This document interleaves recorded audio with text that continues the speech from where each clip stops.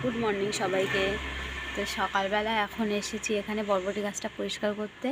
ছেলে পরিষ্কার করতে দিচ্ছিল না, পরশুদিন আমি পরিষ্কার করতে এসেছি, খুব কান্নাকাটি করছিল। তো ভাবলাম ও ঘুমিয়ে থাকলে করবো, আজকে সকালবেলা দেখছি ঘুমিয়ে আছে। আমি এসেছি একটু করতে না করতেই, মানে সবে জাস্ট আমি শুরু করেছি, অমনি চলে এসে বলছে তুমি গাছ পরিষ্কার করছো, তোমাকে বারণ করেছি না গাছ পরিষ্কার করবে না, গাছের প্রাণ আছে, ব্যথা লাগবে। তাই বাবাই, গাছের ব্যথা লাগবে? হ্যাঁ, গাছের প্রাণ আছে। ব্যথা লাগবে কাটলে?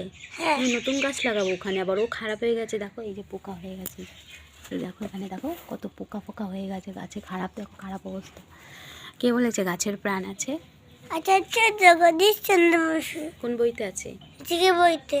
তা নতুন গাছ খারাপ হয়ে গেলে গাছ কেটে ফেলতে হলে আবার নতুন করে লাগাতে হয়, সেজন্য আমি লাগাবো। রাজি?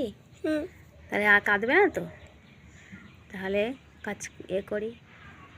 এই যে দুটো তিনটে বরবটি আছে, না দুটো তিনটে না, এই একটাই আছে, আর এই দুটোতে একদমই ছোট্ট। তোল, পোকা হয়ে গেছিলো, আমি জল দিয়ে ধুয়ে দিলাম তবে তুললো, কিছুতেই রাজি হচ্ছে না, গাছ তুলতে দেবে না। এই যে ছেড়ো, দেখাও বন্ধুদের দেখাও, এখানটা এসে দেখাও, এই দিক দিয়ে অন্ধকার লাগছে। এখানে আয়, এখানে আয়।